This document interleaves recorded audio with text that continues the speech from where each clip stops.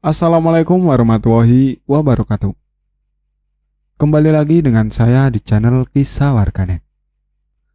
Kali ini saya akan membacakan sebuah cerita yang saya dapatkan dari akun Twitternya @penulismalam94. Cerita ini berjudul Setelah Mata Batinku Terbuka. Tak usah lama-lama, kita ke ceritanya.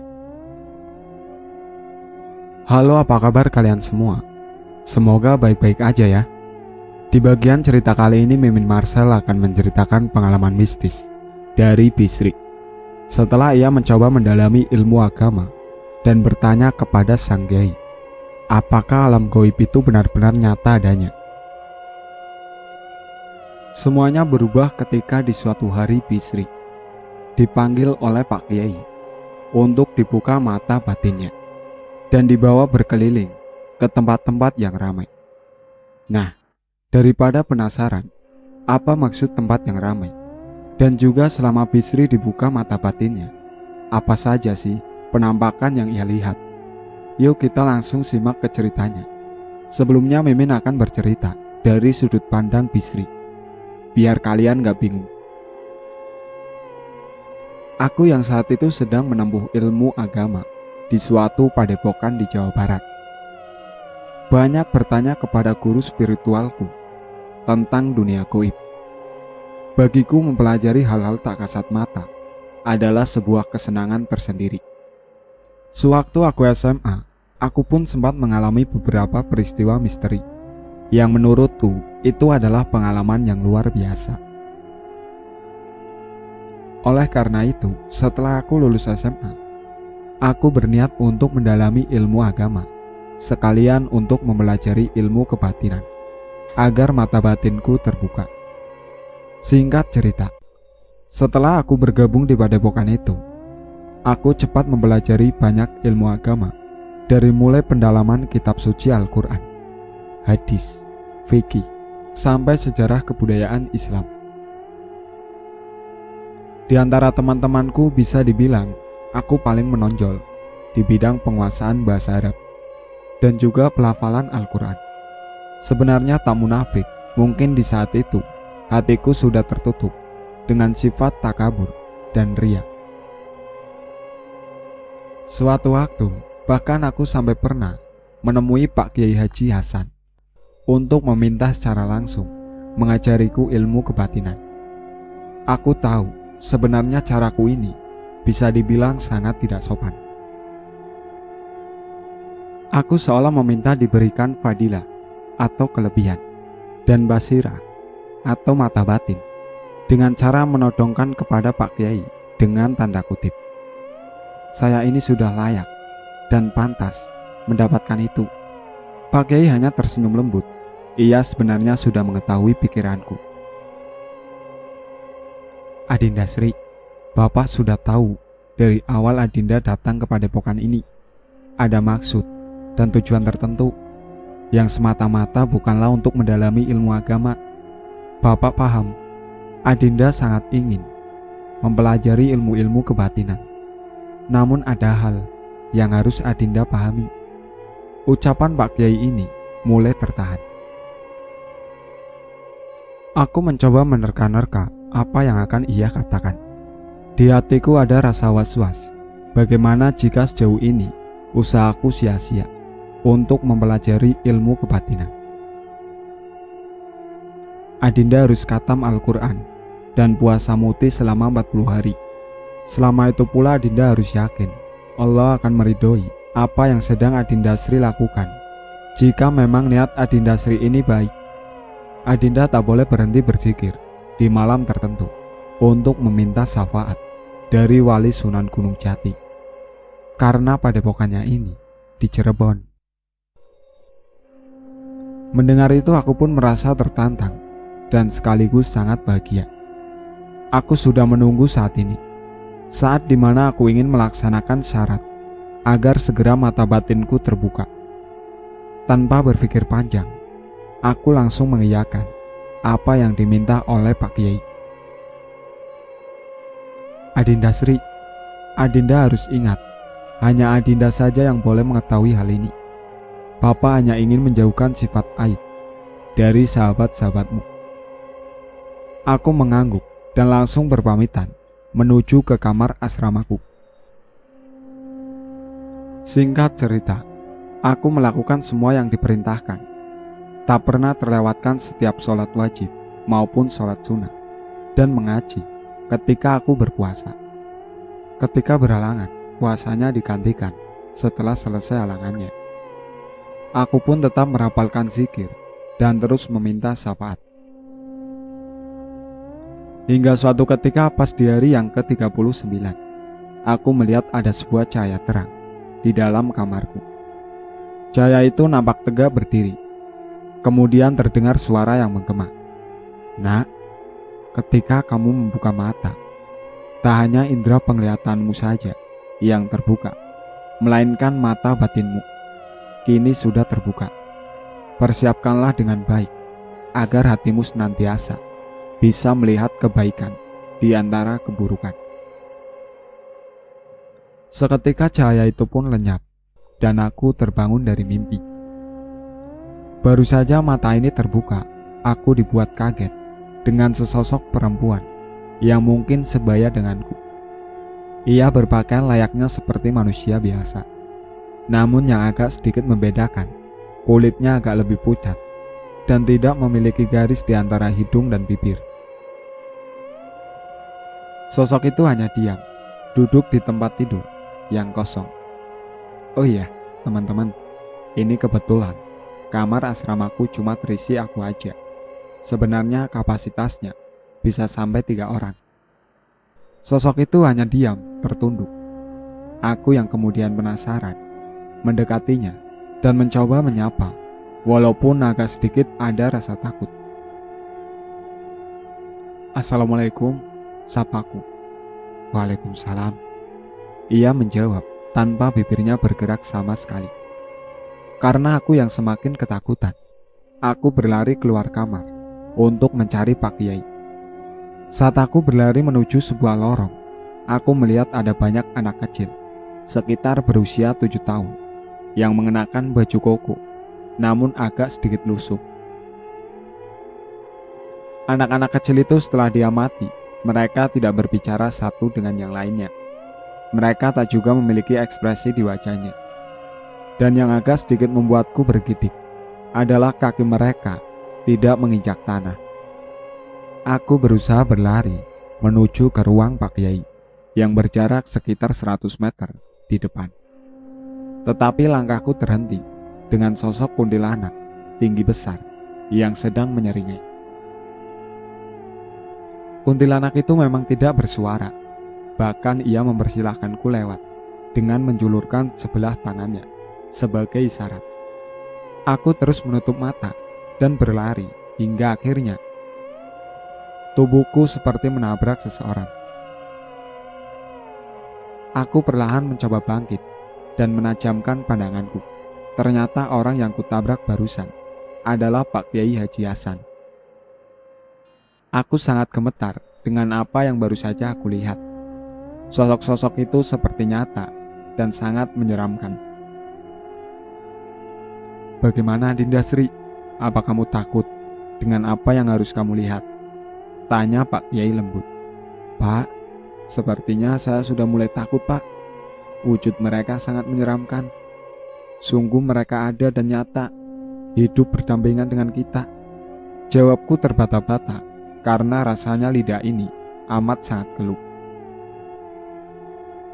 Pak Kiai hanya tersenyum dan berkata, "Besok pagi mintalah kepada Kusnayati agar kamu sendiri yang pergi ke pasar untuk membeli sayur.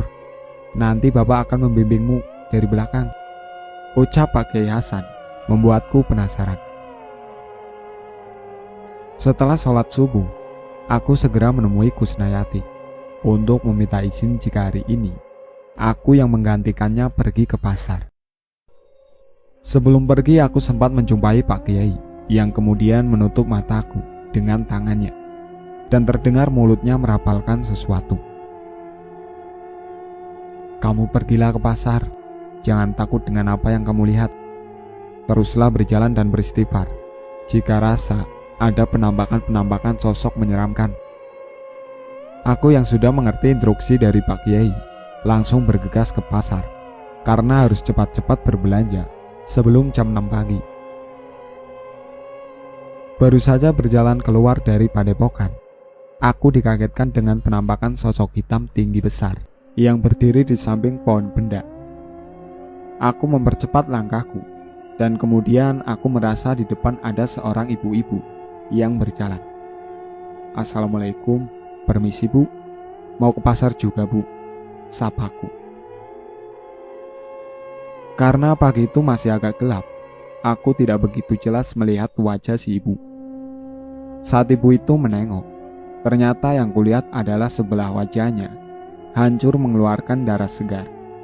"Neng, tolong cariin mata sama gigi ibu, Neng.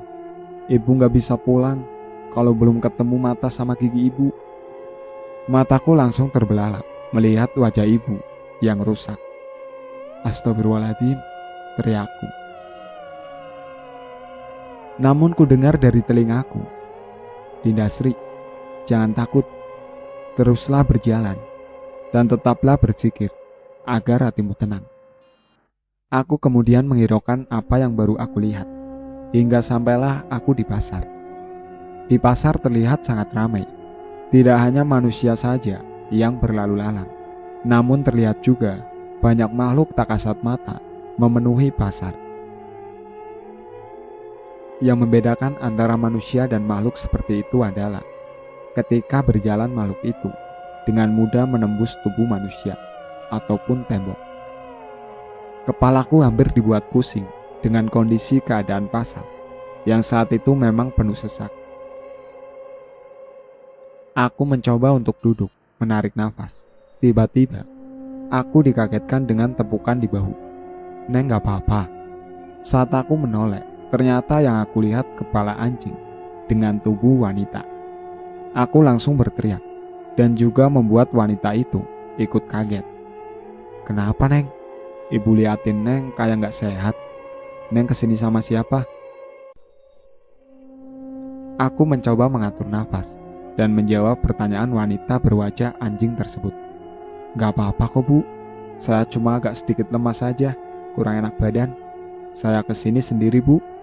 Tempat saya dekat kok bu, di padepokan Pak Haji Hasan," jawabku sedikit berbohong. Wanita itu tak lama pamit untuk belanja lagi, meninggalkan aku yang masih terduduk sendiri. Apa yang barusan aku lihat tadi ya? Kenapa wajahnya anjing hitam? Aku membatin. Tak lama ada suara Pak Kiai yang menggema di telinga. "Dinda Sri, yang kamu lihat tadi adalah orang yang bersekutu dengan iblis, hingga wajahnya menyerupai anjing." Aku terenyak. Bagaimana bisa suara Pak Kiai terdengar sampai sini? Aku memfokuskan pikiranku untuk tak mau banyak bertanya, karena hari sudah semakin siang. Perlahan aku membeli apa yang dicatat oleh Kusna di secarik kertas.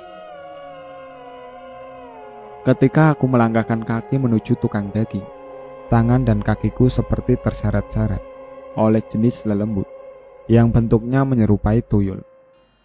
Aku sempat mengikuti dua lelembut tuyul itu, dan aku seperti terhipnotis, berdiri di tempat yang sebenarnya tak ingin aku tuju. "Neng mau beli apa?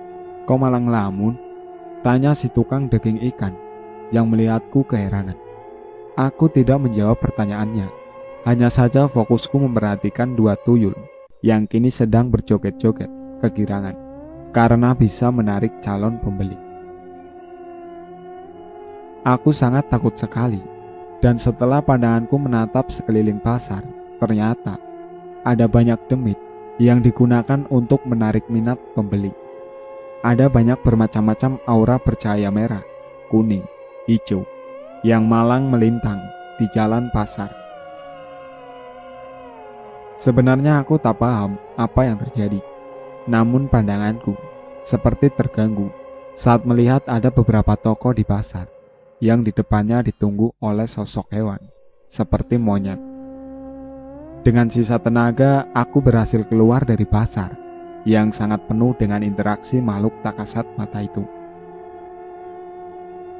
Aku berkali-kali istighfar dengan apa yang baru aku lihat. Dan dengan langkah yang gontai, aku kembali ke padepokan. Aku segera berjalan menuju dapur dan mengantarkan semua belanjaan kepada Kusnayati. Saat aku ingin menemui Pak Kiai, aku mendengar suara mengaji yang sangat merdu. Aku yang penasaran kemudian mengintip ke arah ruang aula, di mana sumber suara itu berasal. Saat kulihat ternyata yang mengaji adalah seorang kakek-kakek berambut putih panjang dan berjanggut panjang. Kakek itu sangat kusuk mengaji, sehingga ia tidak memperdulikan aku yang sedari tadi mengintip di balik jendela. Tiba-tiba kakek yang tadi aku lihat sedang mengaji di dalam ruang aula, sekarang sudah tidak nampak pada tempatnya. Aku baru tersadar jika ternyata kakek itu bukanlah manusia. "Dek, kenapa kamu hanya melihat orang mengaji? Apa kamu tidak ingin ikut mengaji juga?" tanya si kakek, sudah berdiri di depan mataku. Belum sempat aku menjawab, kakek itu kembali menghilang. "Adinda Sri, jangan takut, sosok itu tidaklah jahat." Suara Pak Haji Hasan mengagetkanku. Pak Haji kemudian mengajakku berjalan-jalan sambil berbincang apa saja yang baru aku lihat. Aku kembali menceritakan dari mulai sosok perempuan pucat yang duduk di tempat tidur kamarku. Pak Kiai menjelaskan, jika memang di pondok ini pernah ada santriwati yang meninggal karena sakit. Santriwati ini tidak mau dibawa berobat karena takut menjadi beban untuk keluarganya. Hingga akhirnya ia ditemukan telah meninggal. Yang kedua, mengenai beberapa anak kecil menggunakan baju koko itu, sebenarnya memang dari bangsa jin. Mereka selayaknya seperti Dinda Sri, yang juga menimba ilmu keagamaan di padepokan ini. Di padepokan ini ada banyak santri dan santriwati dari sejenis jin. Bentuknya pun beragam. Ada yang memang menyerupai kuntilanak, genderuwo, atau seperti manusia pada umumnya. Kemudian Pak Kiai menjelaskan, jika di luar pondok ada beragam bentuk jin yang usil. Salah satunya genderuwo penunggu pohon benda dan juga sosok arwah penasaran, korban tabrakan. Pak Kiai kemudian menambahkan jika dirinya sebenarnya mengikutiku dari belakang secara tak kasat mata. Pak Kiai juga melihat apa yang kulihat ketika di pasar. Seperti yang sudah Bapak bilang, wanita berwajah anjing itu adalah wanita yang menggunakan pesugihan. Di pasar seperti gerbang pembuka antara manusia dan alam goib, sudah tidak bisa dibedakan. Ironis sekali memang, manusia yang diciptakan oleh Allah SWT sebegitu sempurnanya masih saja mau melakukan perjanjian-perjanjian gaib yang mengikat. Demit yang berbentuk seperti tuyul adalah arwah janin yang digugurkan, sehingga mereka dipakai oleh sebangsa jin untuk memperalat manusia. Sedangkan warna-warni aura cahaya yang saling melintang di sepanjang jalan di pasar itu adalah bentuk ketidakpercayaan manusia kepada dirinya maupun Allah, sehingga mereka menuangkan air-air yang sudah dicampi-campi ataupun taburan garam. Niatnya hanya satu, jika si calon pembeli menginjak area yang sudah ditaburi garam atau disirami air dari berbagai macam orang pintar, maka mereka akan jadi mengeluarkan uang untuk membeli barang yang dijajakan. Namanya manusia, jika mau berusaha pasti Allah beri jalan dan kemudahan. Begitupun penjual, pasti pula akan ada pembeli.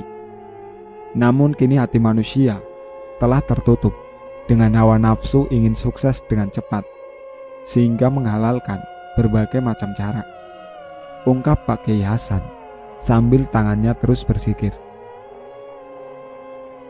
Pak Kiai melanjutkan ceritanya, menceritakan sosok kakek yang mengaji di ruang aula.